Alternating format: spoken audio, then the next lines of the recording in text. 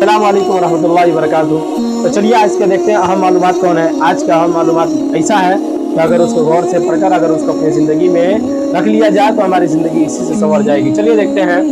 पहले नंबर में है, जिस गुनाह से उम्र कम हो जाती है, यानी कुछ ऐसे गुनाह होते हैं जिससे हमारी उम्र कम हो जाती है, वो है माँ से बदसलूकी। यानी माँ से बदसलूकी करना, माँ बाप की बात ना मानना, उससे उम्र कम हो जाती है।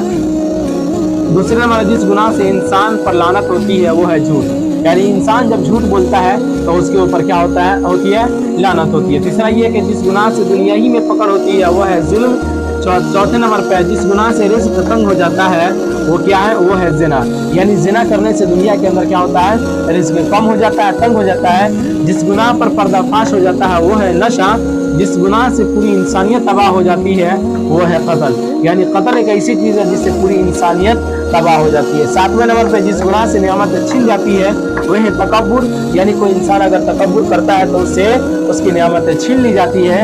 आठवें नंबर पे, जिस गुनाह से दुआ कबूल नहीं होती, वह है हराम की कमाई। यानी अगर कोई बंदा हराम कमाता है फिर हराम करता खाता है, तो हदीस के अंदर भी इसके ऊपर बड़ी लानतें आई है कि उसकी दुआ कितनों दुआ करे, उसकी दुआ कबूल नहीं होगी। तो नौ नंबर में, जिस गुनाह से रब नाराज होता है, वह है बाप की नाफरमानी। यानी कि माँ बाप की नाफरमानी से अल्लाह नाराज हो जाते हैं। ये है आज का हम मालूमात।